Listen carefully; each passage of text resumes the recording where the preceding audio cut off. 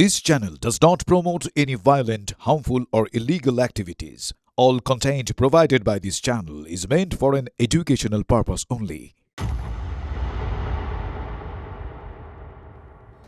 আরও একবার স্বাগত টিভি9 বাংলায়। আমি দীপ আপনাদের সঙ্গে। বুধবারের অশান্তির পর আজ আবার খুলছে যাদবপুর বিশ্ববিদ্যালয়। ক্যাম্পাসের ভিতরে বাইরে অশান্তির জেরে গত বৃহস্পতিবার থেকে বিশ্ববিদ্যালয়ের প্রায় কোনো বিভাগেই পঠন পাঠন হয়নি।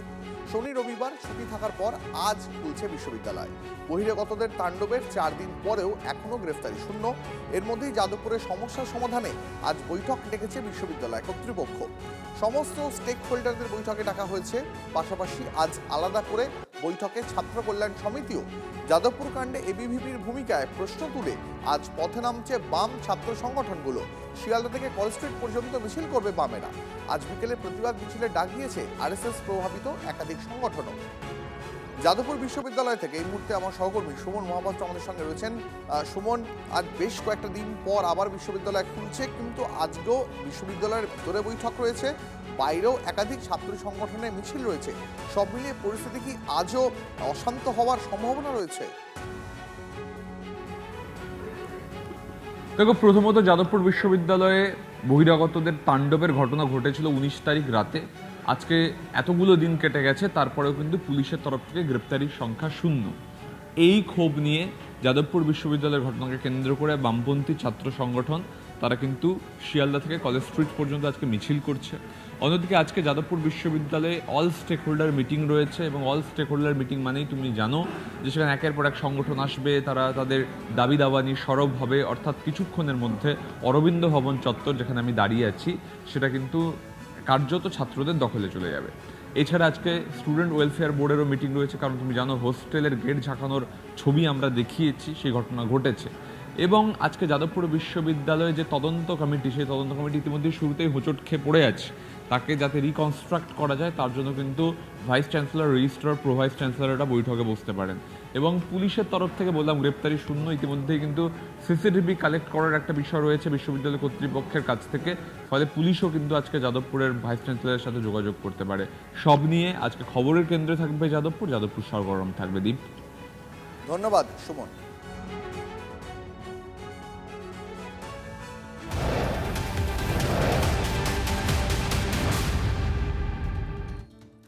যাদবপুর কাণ্ডে থমকে তদন্ত, কমিটির চেয়ারম্যান হতে চান না, এই চেয়ে বিশ্ববিদ্যালয় কর্তৃপক্ষকে ইমেল করেছেন শুভশঙ্কর সরকার। নেতাজি সুভাষ মুক্ত বিশ্ববিদ্যালয়ের প্রাক্তন উপাচার্যের চেয়ারম্যান হওয়া নিয়ে আপত্তি জানিয়েছিল ডানপন্থী শিক্ষক সংগঠন। সূত্রের খবর, শিক্ষক সংগঠনের আপত্তি প্রকাশ্যে আসার আগেই তদন্ত কমিটির চেয়ারম্যানের দায়িত্ব নিতে অস্বীকার করে বিশ্ববিদ্যালয় কর্তৃপক্ষকে ইমেল করেন শুভশঙ্কর। তবে কি বাইরের কোনো চাপ থেকেই চেয়ারম্যান হতে চান না প্রাক্তন উপাচার্য? দেখতে হবে যে তারা ক্যাম্পাসে সেই সময় যারা প্রেজেন্ট ছিল, যারা আউটসাইডারদের দেখেছে, সেটা স্টুডেন্টরা দেখেছে, তারপরে হচ্ছে যে হয়তো দেখেছে, স্টুডেন্টরা হয়তো দেখেছে, হয়তো গ্রুপ ডি স্টাফেরও দেখেছে, হোস্টেল দেখেছে, সিকিউরিটি স্টাফ দেখেছে, তাদের প্রত্যেকের সাথে ইন্টারাকশন হওয়া দরকার। সেইটা আমার পক্ষে করা সম্ভব না, কারণ আমি এই মুহূর্তে তখন যে অবস্থায় ছিলাম সেটাই বলছি। সেই মুহূর্তে আমি আমার বাইরে যাওয়ার একটা ব্যাপার ছিল এবং গেছিলাম। উনি যখন বললেন অনলাইনে এটা হতে পারে না, আমার ধারণা অনলাইনে এরকম ইন্টারাকশন করা যায় না এতগুলো পার্সনদের সাথে। তাকে আমি স্পেসিফিক্যালি বলেছিলাম যে আমার পক্ষে এইটা কন্টিনিউ করা সম্ভব না, এবং আমি আমার ব্যাপারটা আবার ভেবেছি, ভেবে আমি দেখেছি যে আমার যে সিচুয়েশন তাতে আমি এইভাবে ইন্টারাক্ট করতে পারছি না এই বিষয়টা নিয়ে। আমাকে এখান থেকে নিষ্কৃতি আমি চাইছি এবং আমি থাকবো না এই ব্যাপারটা। এই হচ্ছে বিষয়, সেটা 22 তারিখে আমি পাঠিয়েছিলাম। তদন্ত কমিটিতে কে থাকবেন, কে থাকবেন না, কে থাকতে চাইছেন বা থাকতে চাইছেন না, সেটা আমাদের বিচার্য বিষয় না। আমাদের বিষয় হচ্ছে তদন্তটা নিরপেক্ষ হোক, রাজনীতি থাকুক, সব রকমের রাজনীতি থাকুক, দেশ বিরোধী কার্যকলাপ থাকবে না। তদন্ত কে করবে, কে করবে না, কে চাইছে, কে চাইছে না, তাই নিয়ে আমাদের কি বিষয়? বিচারক নিয়ে আমাদের বক্তব্য না, বিচারটা নিয়ে আমাদের কথা। যাদবপুরের ভেতরে একাংশের ছাত্রছাত্রীর সঙ্গে আমাদের কি কি দ্বিমত সেটা অন্য প্রশ্ন, কিন্তু বিজেপির কোনো রাইট নেই মাঝরাত্রে গুন্ডা পাঠিয়ে ছাত্রছাত্রীদের উপর হামলা করার। আমরা এর তীব্র নিন্দা করছি এবং আমরা এই ইস্যুতে ছাত্রছাত্রীদের পাশে আছি। যে সরকার বড় বড় কথা বলে, তথাকথিত গুন্ডা দমন আইন আনার কথা বলে, সেই সরকার এই হামলাকারীদের বিরুদ্ধে এখনো ন্যূনতম ব্যবস্থা নেয়নি। নো অ্যারেস্ট, কার্যত নো ফ্রুটফুল ইনভেস্টিগেশন। দুটো বামপন্থী সংগঠন তাদের ঝামেলার সময় এই ফলকটা ভাঙে 2025 সালে। এটা নিয়ে কোনো কথা ওরা বলেনি, কারণ ওরা এটা মানে ইন্টেনশনালি ভেঙেছিল। আর যেই লোক রাজস্থান সিনহার কথা হচ্ছে, উনি এবছর 2026 সালের ফেব্রুয়ারি মাসে ছাত্রদের দ্বারা মার খেয়েছিল। ওনার ফলক ভাঙার ঘটনায় আমরা স্পষ্ট বলছি, রাজেশ্বর সিনহা অধ্যাপক তিনি অভিযুক্ত, তার বিরুদ্ধে থানায় থানায় এফআইআর হবে। সিসিটিভি ফুটেজ মিডিয়ার হাতে চলে গেছে বা লিক হয়ে গেছে এবং কিছু বিকৃত করে কারোর নামে চিহ্নিত করা হচ্ছে।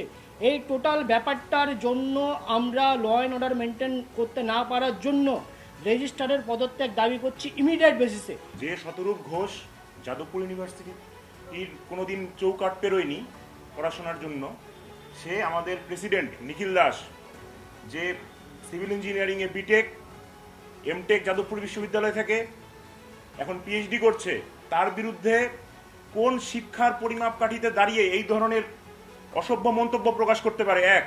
আর তার দলের এক নতুন আপকামিং নেত্রী দেখছি বহু বারবার মুখ খুলছে, সর্পনেখা, আপনাকে বলছি, সূর্পনেখা না সর্পনেখা, রাবণের বোন যে, ঠিক একদম নাক, আপনার নাক এবার কাটছি।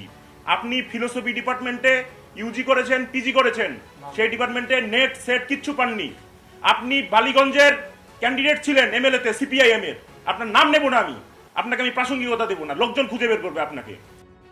সিনহা যাদবপুরের এত বছরের অত্যন্ত পরিচিত অধ্যাপক, আমাদের সকলের অত্যন্ত ভালোবাসার মানুষ, ছাত্রছাত্রীরা পছন্দ করে তাকে। তিনি বিভিন্ন গুরুত্বপূর্ণ প্রশাসনিক দায়িত্ব সামলেছেন যাদবপুরে। আমি তো দেখছিলাম তিনি মিডিয়ায় ফলকটা হাতে নিয়ে তিনি দেখাচ্ছিলেন, বলছিলেন যে এটা নন্দলাল বসুর তৈরি করা এই এমব্লেম, সেটা এইভাবে ভেঙে দিল। সবাই দেখেছে তো কারা ভেঙেছে, কারা গিয়েছিল গুন্ডামি করতে, কারা ভাঙচুর করেছে, কারা ওই ফলকের ওপরে পা দিয়ে দাঁড়িয়ে গালিগালাজ করেছে যাদবপুরের ছাত্রদের। এবং আইরনিক্যালি ফলকের মধ্যে পদ্মের অংশটা ভেঙে গেছে। নন্দলাল বসু আমাদের দেশের সংবিধানের ছবিটি এঁকেছেন, তার পরিবারকে কয়েকদিন আগে বড়রা এসআইআরে বাদ দিয়েছিল, এখন ছোটরা গিয়ে তার আঁকা এমব্লেম ভেঙে দিল।